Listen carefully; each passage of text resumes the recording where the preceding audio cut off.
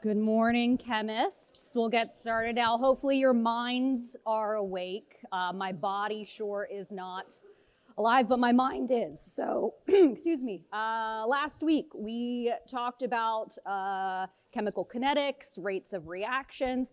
We deduced that when we look at an overall rate of a reaction, those rates of consumption of reactants or production of products are related by stoichiometry. It's the rates that are associated or it's the rates that are reflected in stoichiometry, not the actual concentrations of the species at any given time. So when we looked at these graphs, we saw that the slopes at a certain time, if we were to compare, these slopes, the tangents of at this certain time point, we would see that they would be related by stoichiometry. We see that the production of H2 and I2 follow the same kinetics, the same graph, because both of them have a 1-to-1 ratio. For every 2 HI that break down, we should get 1 of each product. So the moral of the story here, rates are related by stoichiometry. But what chemists really want to be able to do is, not look at the rates, but oftentimes we want to know about what is the concentration of a certain species at a given point in time. And so that's this next part of this chapter, is inspecting the change of concentration of species. So not the slopes anymore, but the slopes are still important. But the actual concentrations at any given time. So some of you were clever, all right, last week and came up to me and said something like, can we get more information from these graphs if we take the integral or take the derivative, right? If we use calculus, can we get more information? And so the whole thing is yes, if we do calculus, we could, in theory, get equations that have more meaning to us, meaning that we can grab a concentration as long as we put in some time unit. So at a certain time, you plug it into the equation, it spits out a concentration. So this is not a calculus class, so we're not going, excuse me, to derive it. We will just give you these equations, but you need to know how to use them. So the whole idea here is, if we go back to our experimental rate law, all right, that we inspected last class, we were able to use experimental data to get our overall rate of our reaction, where we have, ones, twos, or zeros in terms of our order of our reaction with respect to each of those different reactants. We can see some things here. We see that I have some, theoretical reaction. A plus B gives us C. Great. So, if we had experimental data, we did the reaction under a lot of different conditions. Let's say we find that this reaction is first order with respect to A, the A reactant, and 0th order with respect to B. So let's look at this a little bit. So when we think about the initial rate of our reaction, it's going to depend, whatever that initial rate is going to depend on how much A we have present, that we put into the reaction vessel. You agree with me, right? Because it's first order. Doesn't matter how much B I put in. No, because it's 0th order. Anything to the 0 is 1. So we see that the B concentration does not matter. So, we can plug in some concentration and get, we start right here on the graph. Okay, so as the reaction goes on, let's say 5 minutes goes by, our reaction is going forward. Is the concentration of A changing? Yeah, if the reaction is going forward, we're consuming some A. Do you agree with me? Yes, we're consuming some A. So if we consume A, does this term right here in our rate law equation, does that change? Yes, that value changes because the concentration changes. So then does the rate change? Yes, it does. So all these ideas here is basically pointing at the ideas, if anything's a first order or second order in terms of the rate law, the concentration of your reactants change, so therefore your rate changes as time goes on. So that's why with respect to A, in first order, we have this curve that changes slope as time goes on, but here with the concentration of B over time, because it's 0th order, the rate does not change over time. It's just a constant rate there. So yeah, I basically already did this. If A changes, does the rate law change? But if B changes, the concentration of B with time changes, does the rate law change? No. Even though we're consuming B as time goes on, it doesn't affect the overall rate there. So we will now look at the equations to help us, get a little bit more information. Basically, it's the equations for these lines, whether they're first or 0, first or second order. Okay, so here are integrated rate laws. So let's pretend we did the calculus and just did it. So there are some things here. All right, we're going to be using these 3 equations a lot, and so what you see is that there's a different equation for each of the different orders, 0th, first, and second. You will always be given these equations. We just don't tell you which one's which. Right, is that fair enough? Fair enough. So what we see here is our 0th order integrated rate law equation. If we inspect this, okay? If we inspect this, the concentration of any of a species that's 0th order is equal to the initial concentration of that species that you put in minus K. What is that little k? What is that? The rate constant times time. So basically this equation, it's like a vending machine. You just put in a time, all right? As long as you know the rate law, it will spit out what concentration of reactant you have left, as long as you know the initial concentration, the rate constant, and that particular time. All right, so that's 0th order. So see that there's like no spinach attached to the concentrations. So we see a very similar type of reaction or equation for first and second order. We just have to kind of manipulate the concentrations a little bit, but it still works the same way. First order, you just need to take the natural log of the concentrations, but we still have this minus KT term. All right, so again, K is the rate constant for that first order reaction. You might have gotten it from experimental data like we did in previous class. And then finally, second order is 1 over concentrations. So all of these equations follow a really similar kind of trend here. We have initial concentrations, we have concentration at a certain time, we have K, our rate constant, and our time component. And we'll look into these. They all are straight lines. Scientists love straight lines, particularly the straight line in which the rate constant is the slope. That's the most important thing here. An equation, you can write an equation for anything if you give it enough variables, but what makes equations important to us as scientists is when those variables have meaning. So in this case, the slope for all of these equations is K, the rate constant, the same rate constant that we calculated using experimental data. So that's the beauty here. All right, so those are the variables. So know that A sub 0 is your initial conditions. Concentration A or A sub T is the concentration at a certain time. K is your rate constant. This can have a multitude of different units, all right, depending on what the order is, and then your times. Okay, so provided, but without order numbers. Okay, so let's do some calculations. It's kind of just plug and chug, all right? We just need to make sure we use the right equation, and we put the variables in the right place. All right, so we start with 15 molarity of reactant A. After 20 minutes, the concentration is blah. What is the rate constant, assuming it's a first order reaction? Great, so we use which equation?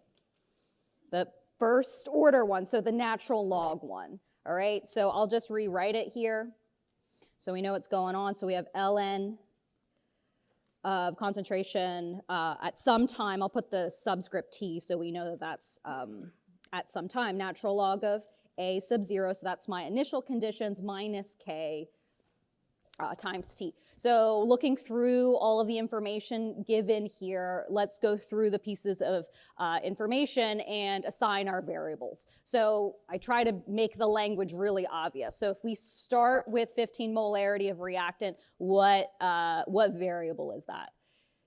A sub 0. Yes, it's A sub 0. I know there's a lot of A's floating around, but the sub 0 means at time 0, meaning initial conditions. All right, after 20 minutes, what's 20 minutes? Time, yes, so that's T. And then our concentration is 2.0 molarity after 20 minutes. So what variable is that? It's the other A, so A sub T. We're basically saying, okay, after 20 minutes T, we now have a concentration of 2 molarity, which is A sub T, so the concentration at time T. And we're calculating the rate constant, assuming first order. So we are calculating for K, and we see that we have all the variables there. Could we answer this question if I didn't tell you it was first order? No, if I didn't tell you it was first order, you cannot solve this question. Okay, so it's just plug and chug, and we'll just be really cognizant of what the units of K are going in here. So natural log of 2 molarity, I'm just going to drop the units. Natural log of 15 minus K, that's what we're solving for, times 20 minutes. So looking at this, all right, if we know anything about natural logs, regular logs. When you take a log, there's no unit, all right? There's no unit. So there's no unit here. There's no unit here when you take the natural log. Even though there's a molarity inside, it doesn't matter. When you take the natural log, it becomes unitless. So that means when we subtract K times 20 minutes, let's think about what the unit of K has to be. Yeah, doing the calculation's easy, right? You just plug it into your calculator. It's getting the unit. So what do we think the unit of K is if everything has to be unitless? If everything has to be unitless. How can we make this unitless? K has to have a unit of minutes to the negative 1. Yes. So basically, if you multiply this by 1 over minutes, you see that the minutes cancel out, and it becomes unitless. So there's a small detail there. So what's the answer? 0.100 minutes to the negative 1. That is what K is. Let's think about it, okay? We kind of inspected the units here for the unit of K, but let's take it back to our rate law. Remember we said rate equals K times, concentration or of whatever. If this is a first order reaction, then there's a one exponent here. So if we inspect the units for a first order reaction, rate, which is molarity per second, equals K times just 1 molarity concentration. So in this picture, can you see what does K have to be? K has to be 1 over seconds in order for those units to work out. So we see we have a time to the negative 1, and so it makes sense in this question as well that the rate constant comes out as a inverse time unit. So in this case, it's just minutes, so who cares, instead of seconds, but so there's our rate constant. Great, so plug and chug, but the unit can be tricky. Okay, what's the next one? Okay. Okay, the rate constant is 0.25 seconds to the negative 1. After 12.5 seconds, the reactant is this concentration. What is the initial concentration of A, assuming first order reaction? Great, so it tells me again that this is a first order reaction, so we're going to use the same exact equation again, all right? We're going to use the same exact equation again, but this time what are we solving for? What are we solving for? Initial concentration, so that term, all right? So to undo a natural log, what do? We take it to the E. Yeah, we take it to the E. So let me ask again. In this question, if I didn't tell you this, assuming first order reaction, if I didn't tell you that, could you still answer this question? You might say no, because the previous answer was no, right, for the last one.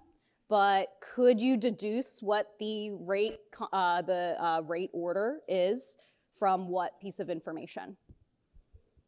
From K, yeah. So if I didn't give you that piece of information, assuming first order, because I give you K and its units, you can actually deduce that it is a first order reaction and you could use the right one. So this, where I have it crossed out, you know, assuming first order reaction, I just instantly made this a harder question because you kind of have to know two things, the units of rate constants and its associated orders to deduce what equation to use. All right, so good. So we know that it's first order. And so we can either get it from the unit or from that piece of information I said. So yeah, we're just plugging stuff in, right? So natural log of that 0.1 molarity. Okay, because here I say after 12.5 seconds, it's this concentration, so that's the sub T value. Natural log of A, initial concentration, minus 0.25 seconds to the -1 times 12.5 seconds. So you can like clearly see when you multiply these two values together, you get a unitless value that match the unitless operation of natural logs. All right. So putting that together, you know, multiply these, add it to this side, you get that natural log of the initial concentration, that's what we're solving for, is equal to, I don't have it. Okay, natural log of 0.1 plus 0.25 times 12.5 equals 0.822.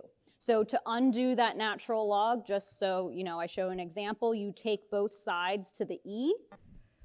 All right, so when you do that, you undo the natural log, so then you get the initial concentration of A is equal to E to the 0.822. So just put that into your calculator, so E to the that.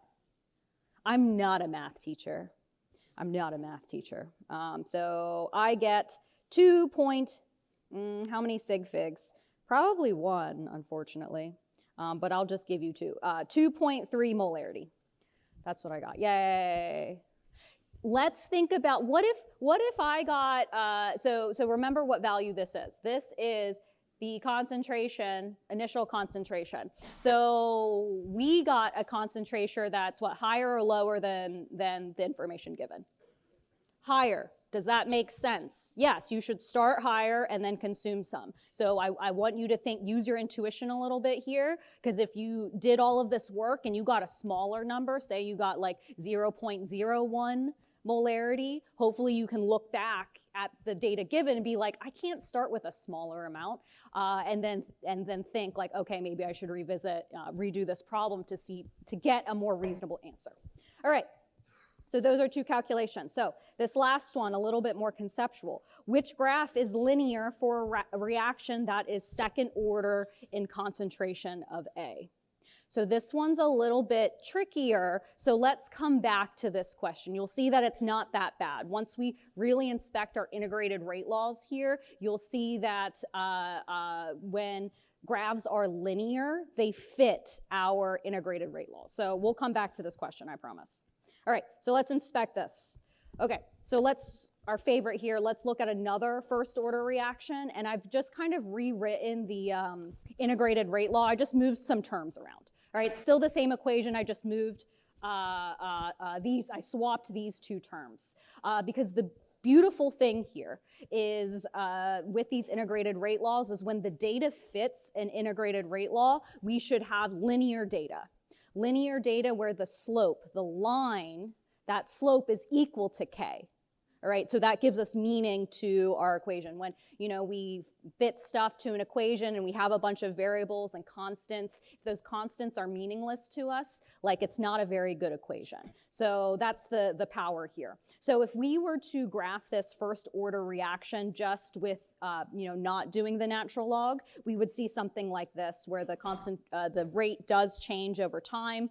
You know, we inspected that because we're consuming some of our reactant with time, therefore changing the rate. So we see that the rate or the tangent changes with time. But once we just take all of that same data, take the natural log of all of that data and then replot it, what we see. So this is the same data. All we just did is we took the natural log of the data points, just the concentration units. In this case, it's pressure. Pressure and for gases and concentration are really the same. And actually, let me just prove it to you because this question came up in office hours. What's like the equation we use for gases?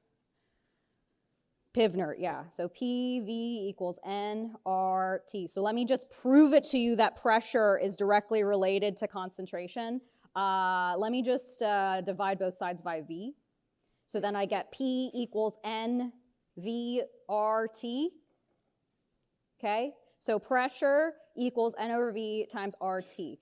For a gas sample, does R stay the same? Yeah, it's a constant. Does temperature stay the same? It should, yeah, if we're good chemists. What's N over V? What is N? Moles. What is V? Volume or liters. What's a mole over a liter? Molarity. So basically I'm saying pressure equals molarity times some like constants, right? So now do you believe me that pressure and concentration, they're just directly related to one another? Okay, good, all right. So we have pressure concentration units in this example because it's easier to measure gases in terms of pressure. Okay, yeah, so basically, you know, we plot the data, we say, oh, this doesn't, you know, it's not a straight line, so maybe I'll just do some manipulations. If this was a straight line with this y-axis, just the regular pressure, if it was a straight line, what would that tell us? That it's a zero order reaction.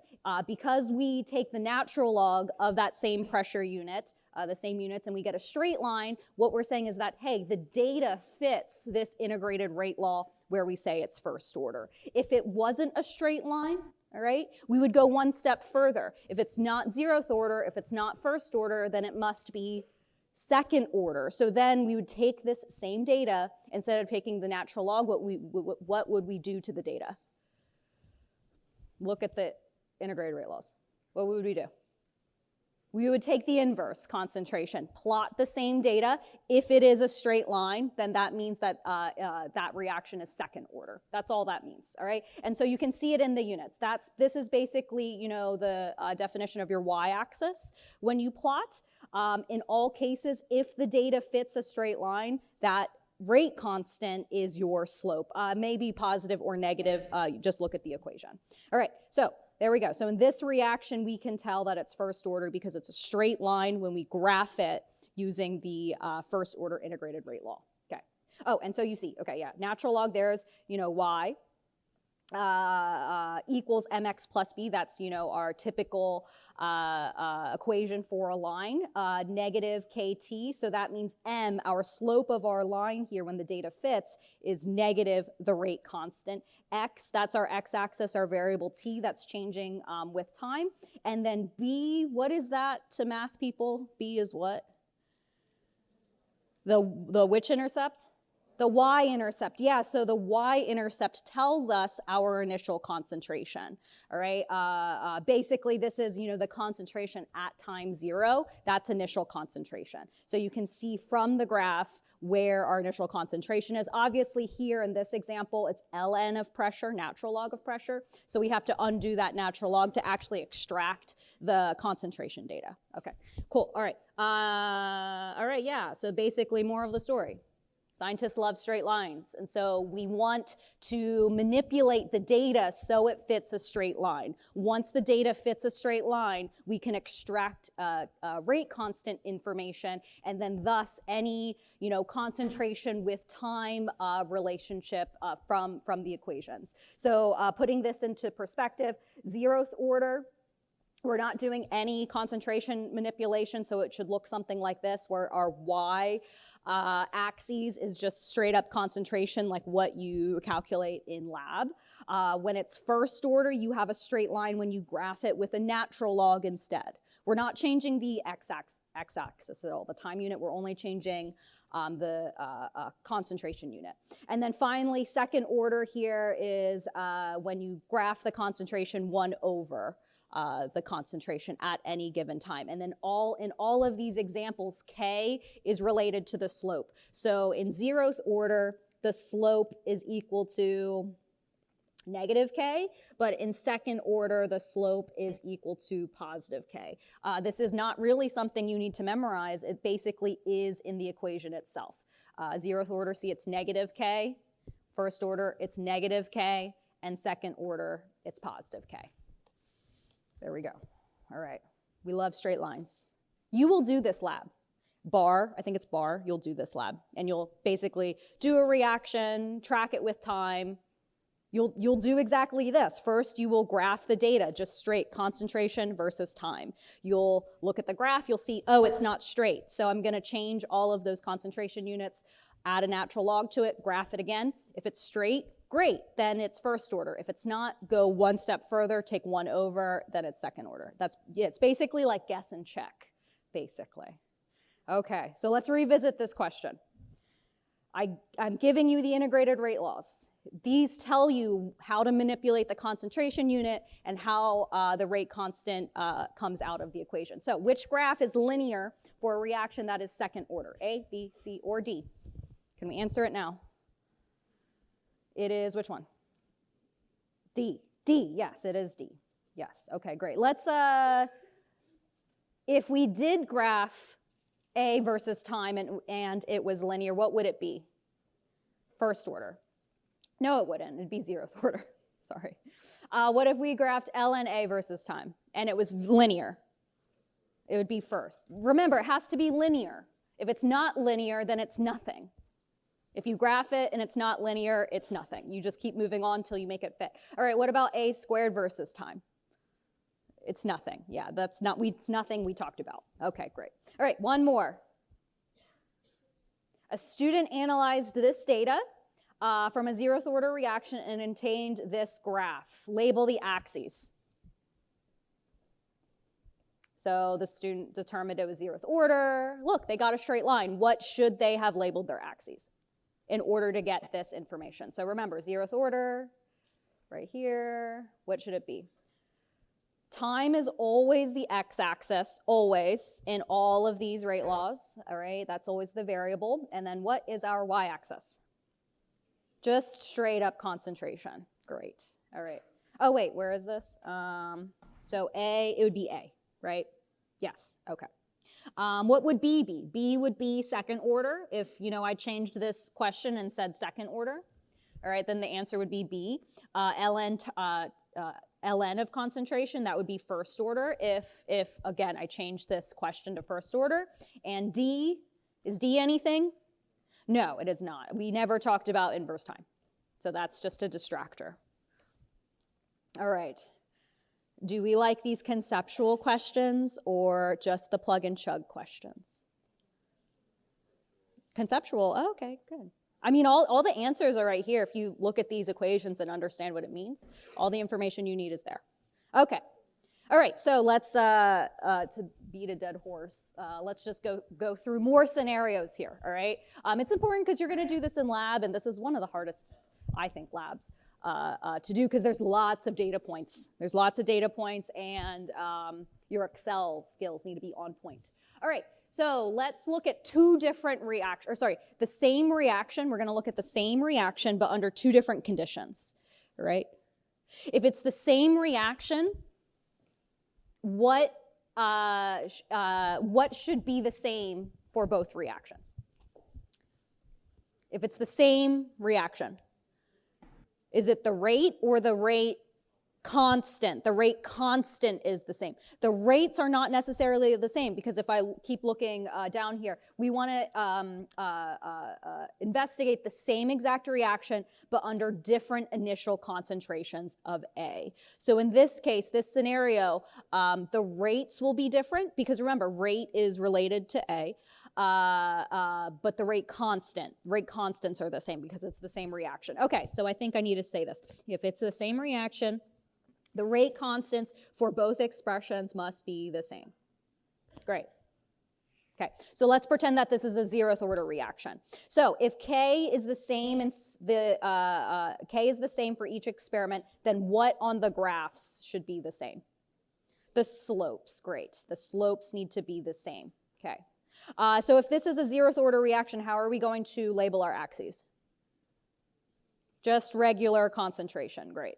Okay, all right, so we're saying that, so we're investigating setting up two different reactions, but it's the same reaction, but the initial concentrations are different. The initial concentrations are different. So if we look at the 0th order rate law here, if we look at that, okay, if we look at the 0th order, K is the same, so the slopes are the same, we already deduced that, but if the initial concentrations are different, that means this term right here is different.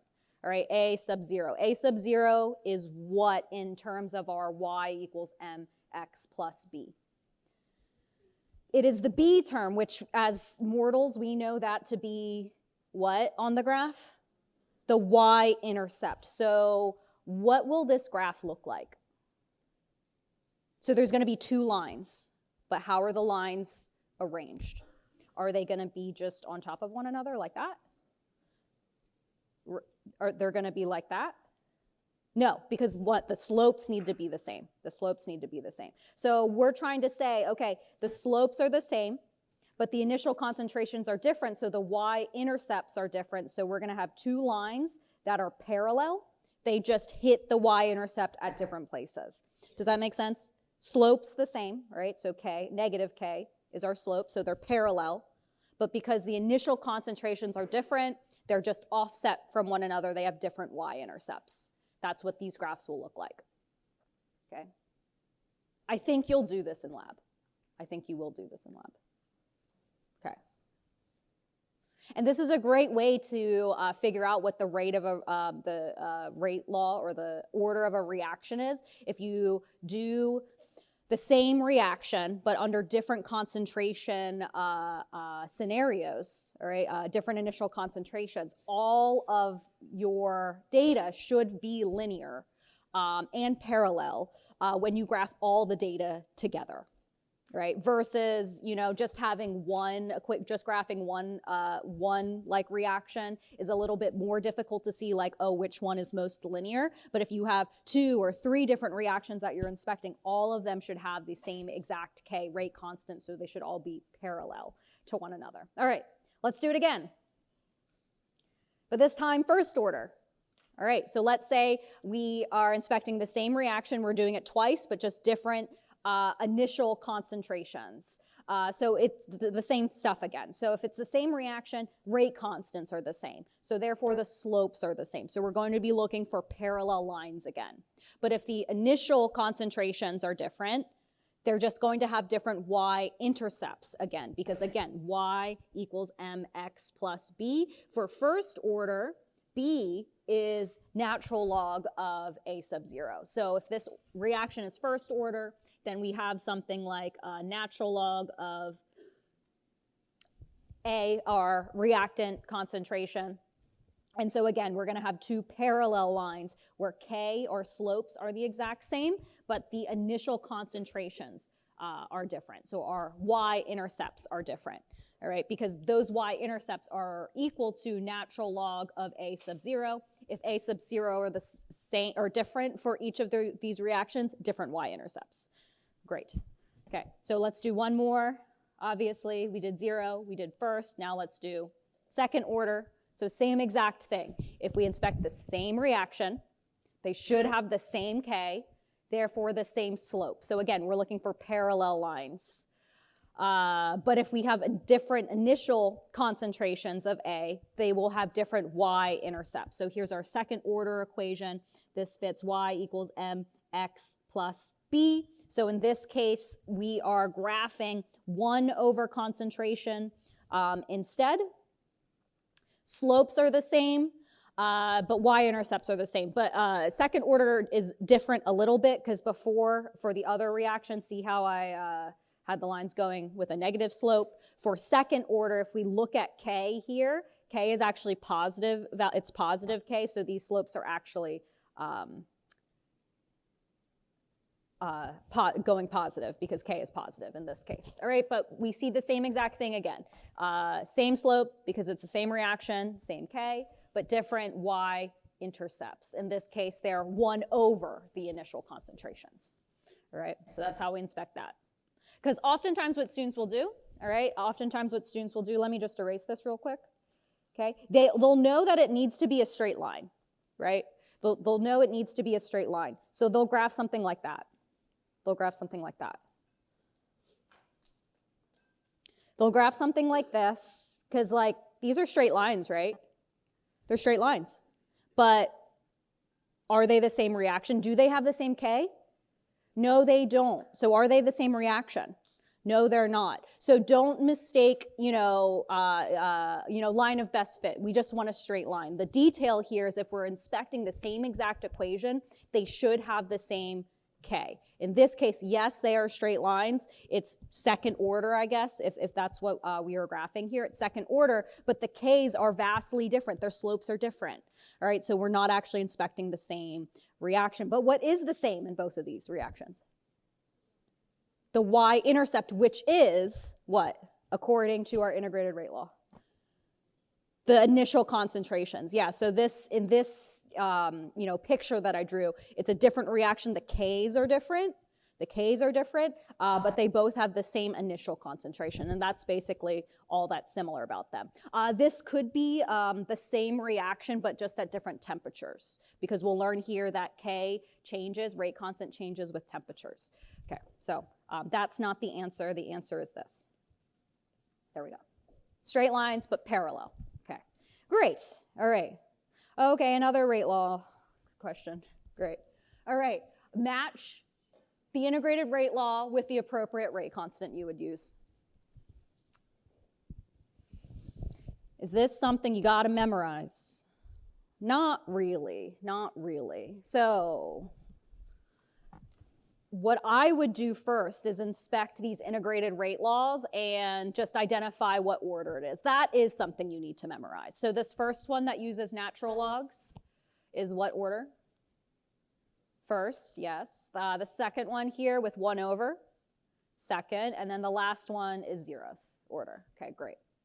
So when talking about orders, it's the same thing for K when we inspected our rate law expressions. So what might help you, recall rate law is equal to rate, which is typically molarity per second, all right, equals K times A, the concentration, of our reactants, to some exponent. So I just remember, okay, so for 0th order, N is 0, so A exponent 0 is just 1. So what is the unit for K for a 0th order reaction? It's just molarity per second. So hopefully you can see, oh, it's which one? It's that one. That one's 0th. You agree with me?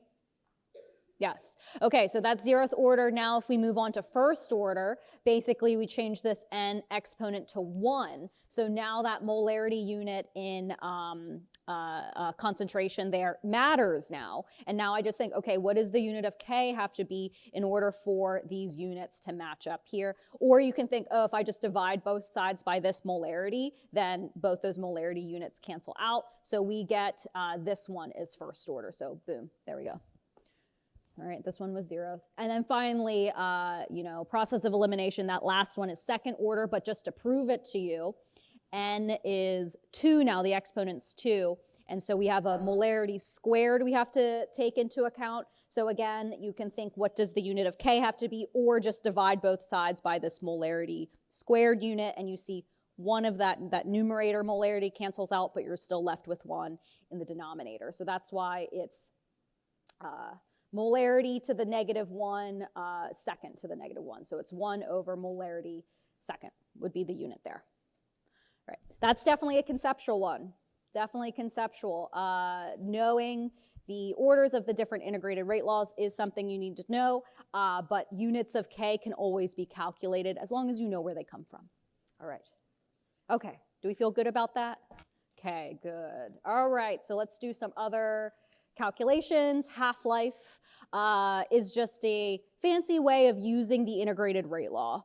I used to play this all the time with my friends, Half-Life Counter-Strike, when I was in high school. That's how we got to know we could talk to one another after school, as we'd get on Counter-Strike and play. But anyway, half-life is basically a first-order integrated rate law question. It just has very specific conditions. Half-life is the amount of time it takes you to lose half of your sample. So this follows radioactive decay is always first order. There's an equation that comes out. We can basically simplify the integrated rate law to calculate it. But I'll show you. If you know that like radioactive decay is first order, we know to use the integrated first order equation. And so let's just work through this. All right. So if I tell you we have a reaction that has this rate constant, okay, whatever, how long does it take for you to lose or use up 50% of your reactant? All right, so it's just worded differently. We're losing 50% of our reactant. So let's just pretend here. Let's pretend that we start with 1 molarity. If we lose 50% of our stuff, what's the concentration we're looking for? Half, yeah. Yeah, so in this question, what's wrapped up in this is basically your initial and final concentrations here. All right, so all we're doing is, if we look here, we have our concentration at a certain time. We have our initial concentration. We have K. We're just trying to figure out how much time does it take us to go from here to here. That's it. So I hope you can see this is just a first order integrated rate law question. All right, so let's calculate it. All right, so let's throw stuff in here. So we have natural log of 0.5 minus natural log of 1 equals negative K, which is 0.15, second to the negative 1, times T. All right, so when we solve for T, hopefully you can do that. You don't have to do the work here. What's the unit going to be? Look at K. It has to be seconds. Yes, they have to match or cancel, you know. All right, what's my answer? 4.6. Is that what people got? Is that what people got? 4.6 seconds to lose that much? Yes, given that rate constant. So if you're clever here and see this natural log business here, we can actually come up with a simpler equation that is just related to half-lives when it comes to first order reaction. First order reactions is if the idea here is if we set the concentration at a certain time equal to half of the initial concentration, this first order integrated rate law becomes more simple, and I'll show you on the next slide. We don't have to actually calculate it, but you can do it yourself. So basically for all first order reactions, we can use this equation, the half-life. So this is how much time it takes to lose half of your reaction is equal to 0.693, which is actually natural log of 2 over K, your rate constant. Actually, I'll just do it for you. So let me, okay, so I mentioned for half-lives, we're making an assumption here that the concentration at a certain time is 1/2 of your initial concentration, okay? So if we just plug those pieces of information into our rate law expression for first order, we can actually simplify it. So we get natural log of our substance,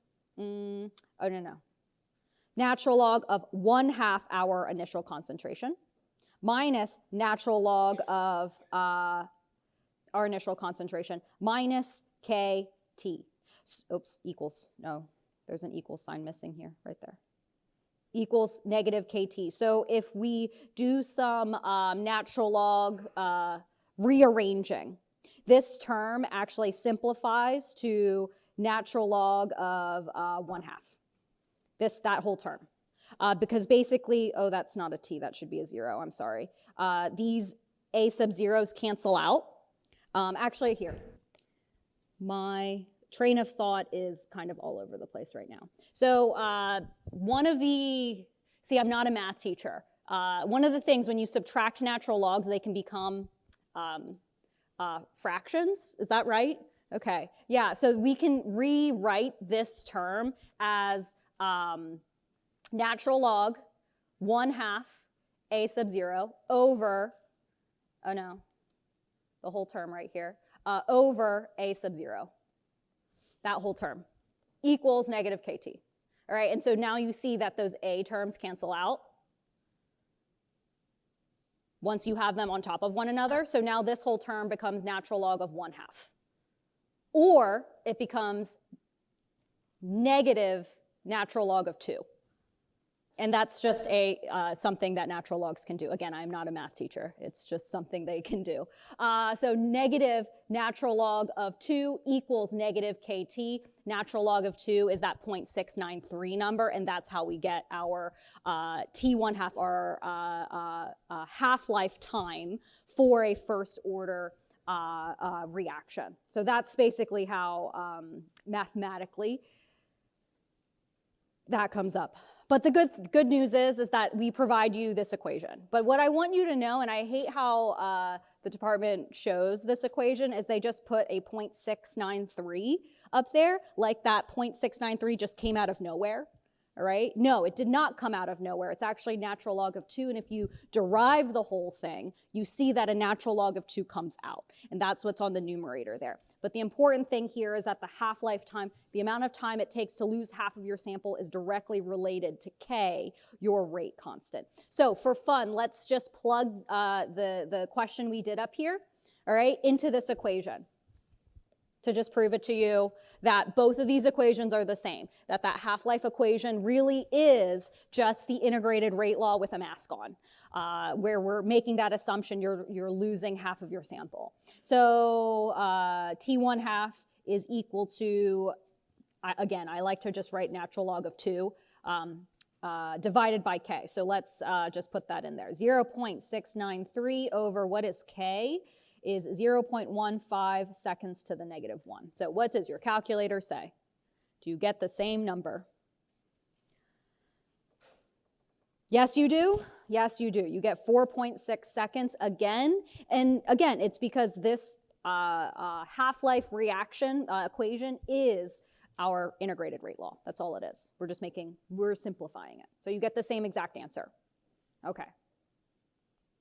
All right, so that's for first order reactions. It's much more common to see these calculations. We'll use it again when we explore radioactivity, because all radioactive processes follow first order kinetics, but there's also a half-life calculation for second order kinetics as well. Here is the half-life equation, but again, you can just use the second order integrated rate law to do the calculation as well. When we're talking about half-life, we basically just set our concentration at some time equal to half of your initial concentration. That's basically it. Okay. Okay. All right. So overview here of everything. We have our rate laws, integrated rate laws. Okay. From these equations, y equals mx plus b.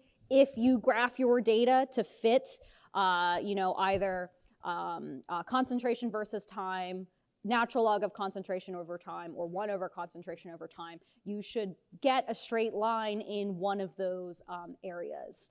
Once you inspect your first line, depending on how you graphed it, tells you what the order of your reaction,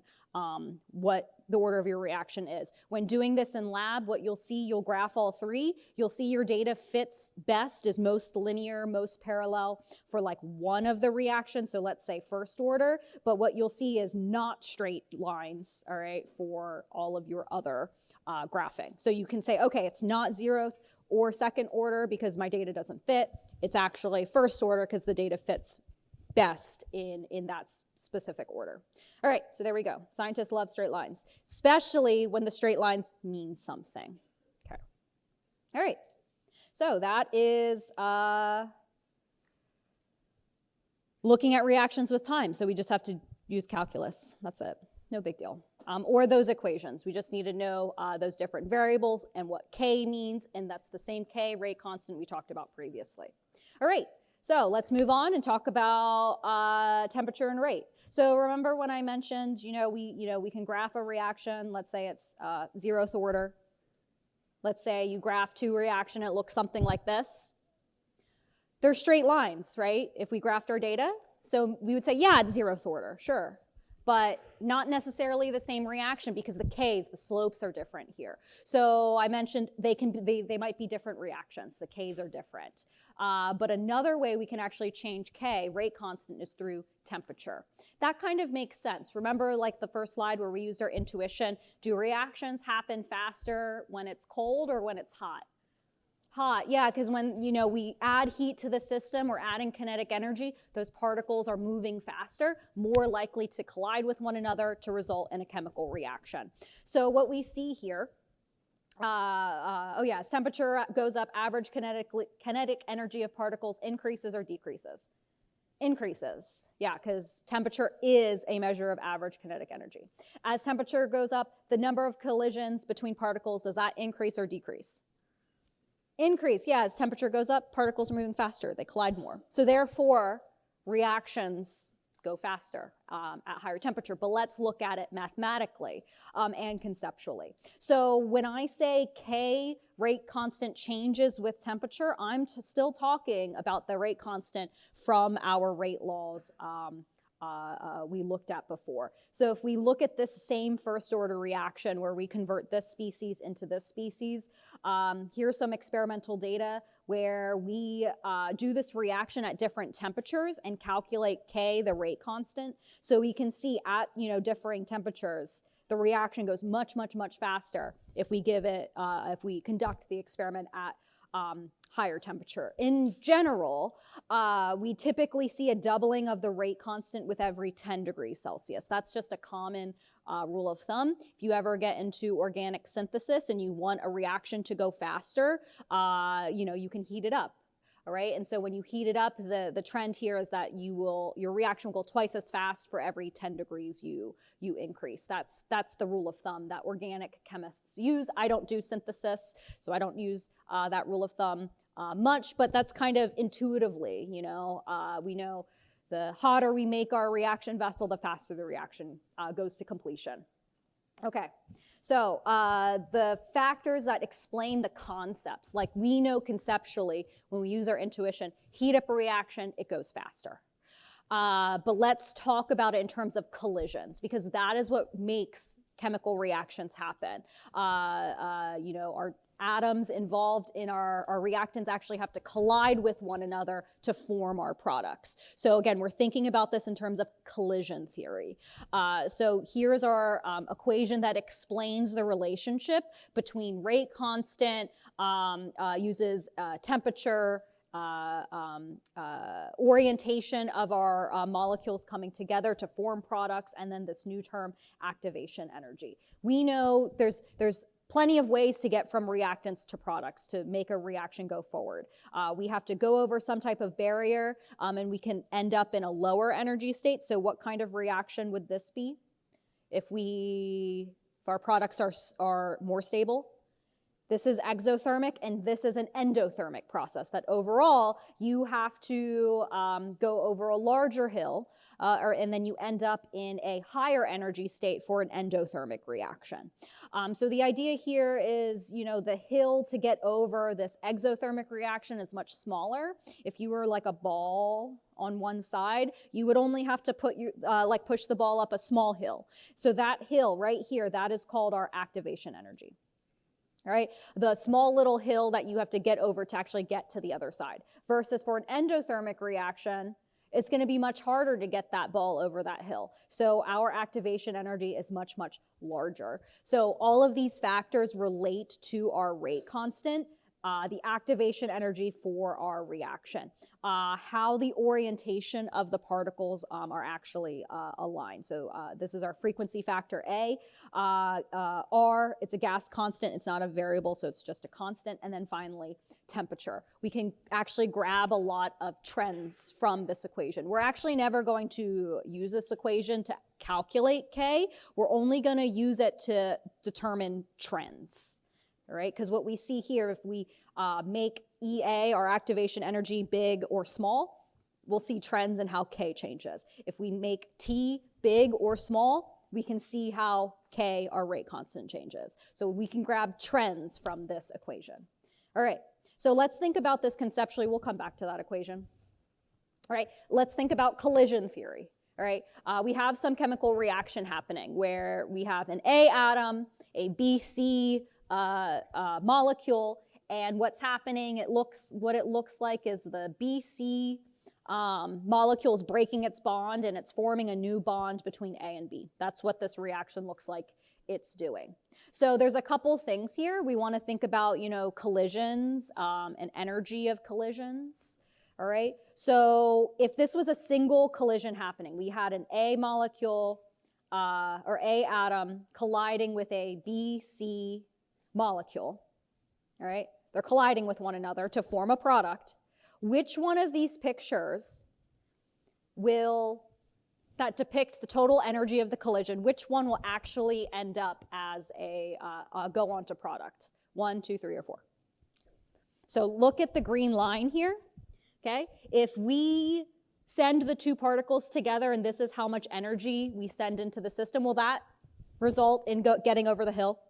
No, it won't, all right? So this does not end up in a chemical reaction because we didn't give it enough energy to make it over the hill. Right? In order to get to products, we got to make it over the hill. What about 2? Is that enough energy? No. So in this case, we heated up the reaction a little bit. Okay, the molecules are moving a little bit faster, but it's still not enough energy to get over that hill. No.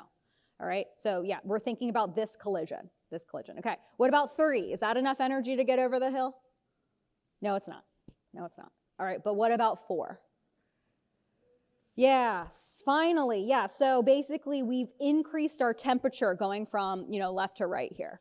All right, we've increased it. Where in 4, we finally gave those particles enough kinetic energy where they collide with enough force to result in a chemical reaction because we have to get over that hill. All right, but this is for a single collision. All right, so let's think about this a little bit more closely. So that's just in terms of energy, but remember, how this collision is happening. We want this A atom, okay, to probably collide with the B side of this molecule. Will a reaction happen if the A, comes in from this direction, you think? No, if it hits the C side, that's the wrong bond that's being formed, all right, that these particles, they exist in 3 dimensions. So we want the collision to be in such a way that facilitates the bond formation and the bond breaking. If A is coming from this side, you probably won't make your product. So let's think about collisions happening too. So let's look at this picture. So look at the bond that's being made here, A, B. So if we have a low temperature and the molecules are coming in this direction, do you think a reaction will happen if it's low temperature, but this is the orientation? Maybe, maybe not. Of these, what is the best arrangement and best temperature that will facilitate a chemical reaction? 1, 2, 3, or 4? It would be 4 because we see there's a head-on collision with that B atom or that B molecule with A. That's the right orientation for a collision to result in a chemical reaction, but also the temperature is high. All right, so there's 2 factors here, the orientation of the collision and the overall energy of that collision. 1 and 2 do have the right orientations, but it's not a lot of kinetic energy, low kinetic energy. In terms of, these pictures, those 2 pictures would look something like this. All right, low kinetic energy, but correct orientation. What's wrong with 3? What's wrong with 3? The orientation is wrong. Yeah, if they're just kind of sliding past one another, you're not going to get good collision contact. So although it's at a higher temperature, the collision isn't the right orientation. So wrong orientation. So in this case, 4 has the best picture to depict a chemical reaction actually happening. So 2 things to consider, total kinetic energy of the collision and the orientation of the molecules themselves. All right. So the problem is that chemical reactions don't happen this way. We never have just 2 particles in a box. When thinking about gases, there's always tons of particles, all right? So let's think about many collision conditions, all right? So pretend we have a bunch of reactants in a vessel, and whether a chemical reaction will occur. So, I heat up this vessel, okay, with the reactants in it. And if we look at the total energy here, so total average kinetic energy of this system, will this result in a chemical reaction? Yes, absolutely, because the total energy is way above the activation energy. Great. Yes, it will. Yes, it will. Good. So let's talk about the details of this, small details of activation energy and orientation factor. All right, so here's our Arrhenius equation again that I showed you. We're going to bring back this chemical reaction where we basically have this methyl group and C group, and it's flipping around. So we're making a new bond between this carbon and nitrogen. Instead, we're flipping it around, so it's a carbon-carbon bond. So the idea here is this chemical reaction, although there's just one reactant, we're essentially breaking one bond and forming a new bond. So there's this intermediate state that we make called an activated complex where we've essentially broken that first bond, but before we formed that new bond right there. So this activated species, this is super unstable. This activated complex is super unstable, but we need to make it in order to make our product. That is essentially the basis and the concept of activation energy, that you need to make a really unstable species before you're able to get a lot of energy back in terms of, your overall reaction. All right? It's got to hurt before it gets better, essentially. So this activated complex is the species that is most predominant at the top, at the peak of your activation energy, because this, again, is a very, very unstable compound. So how organic chemists indicate activated complexes is with this double dagger. This activated complex is, or sometimes we call it transition state. It's not a stable species. You can't actually isolate it. Like, I can't just grab this off the shelf, all right, in the chem lab. You can never isolate it, because the idea here is if you put a ball at the top of that peak, is it going to stay there? No, it's probably going to go left or right. I don't know, right? So it's not very stable right there. So what you're more likely to see is either the reactant or product. So not super stable. That's our activated complex. Okay, so that's the purpose of our activation energy. We need to make that activated complex before we go to products. Okay, so let's think about this in terms of energy. Think about the transition to reactant to activated complex, so the top of our activation energy here. Does this process require energy, release energy, or does not require any energy? It absolutely requires energy, yes. Again, think about a ball on a hill. We gotta push it up to go through that. Oh yeah, and then here, can you isolate that activated complex? No, I already told you, great. What's on my next slide I wanted to talk about? Okay, actually one more thing. What if we wanted to go to product to our activated complex? So what if we started here and we wanted to go here? What if we did the reaction reverse? Does that require energy? Yes, it does. Does it require more or less energy? More energy, yeah, I heard both. But the idea here is, okay, if you are right here and you're looking to go at the top of the hill, how much energy is that going to take you to accomplish, to get to the top of the hill? Versus if you're at the product side, on this side of the hill, you have to get up a bigger hill from that side. So in this case, to go from products to reactants, so the reverse reaction, your activation energy is larger in that case, doing the reverse. Okay, great. So let's think about rates now. Okay, when we think about a fast rate,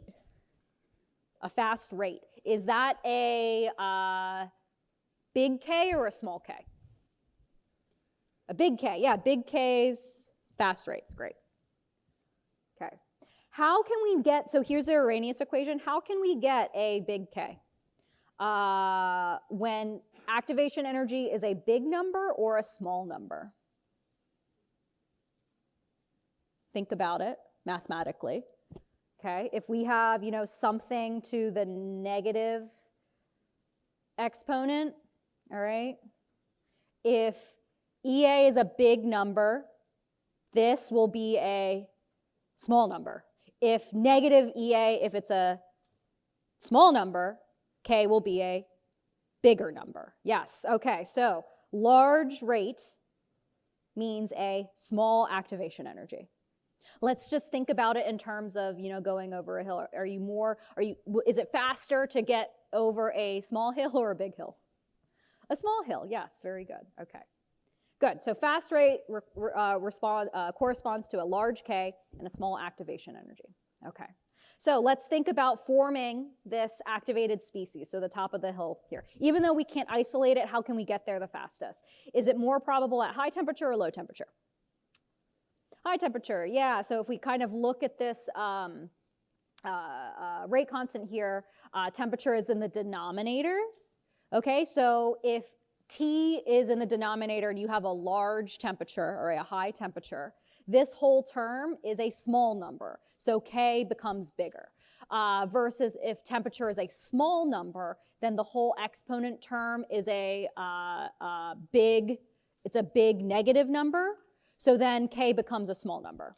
So that basically mathematically shows our intuition. At high temperatures, reactions go faster because K is big, versus at a lower temperature, K is a small number because T is also a small number. So that's how the trend works. It's all, again, in our equation here.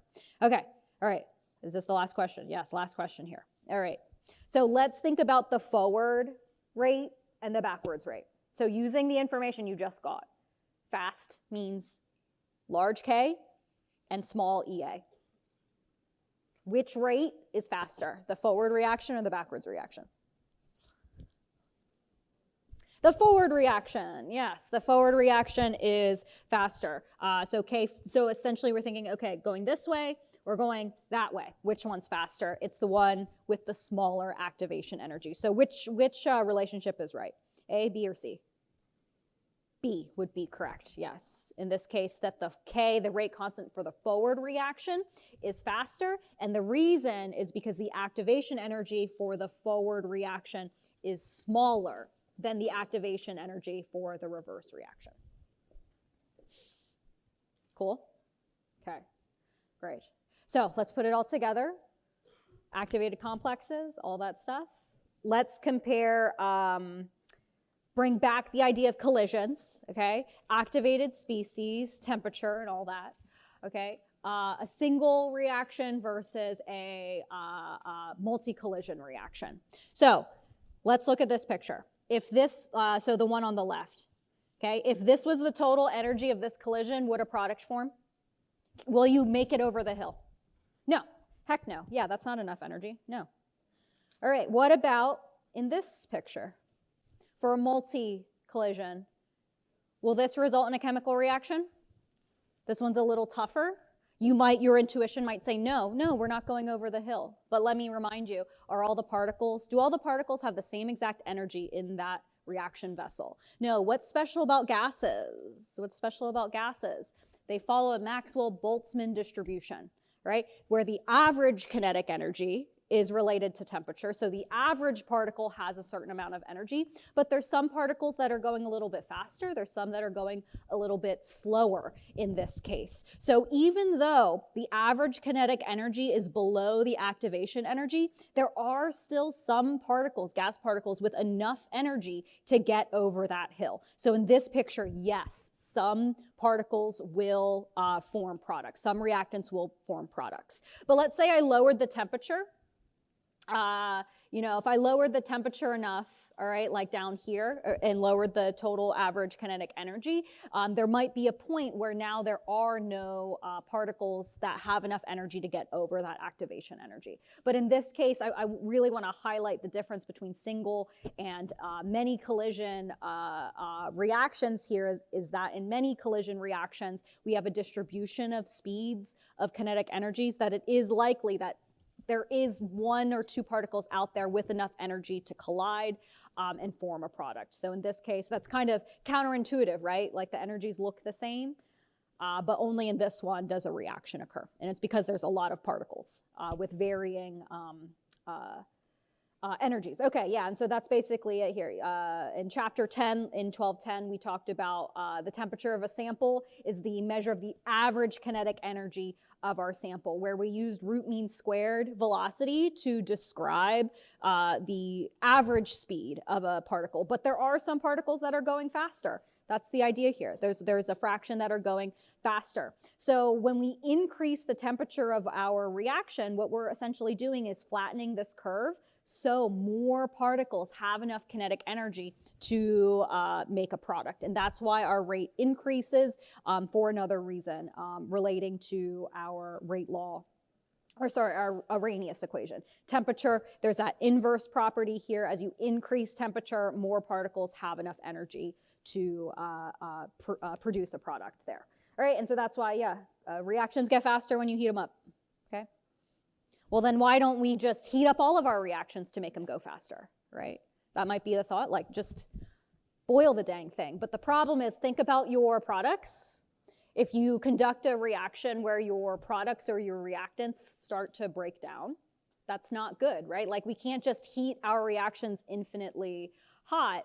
We might actually start to destroy the things that we're trying to collect. So that's other factors we need to think about. But kinetics is an important idea here, especially if you move on to industry or whatever, because if you can make reactions go faster, time is money, and money is, you know, bigger paychecks. So these are very applicable things for the future. And so being able to tune activation energy, temperature, all those things, and relate it back to rate constant, how fast a reaction can go, can save you time, money, and all those things.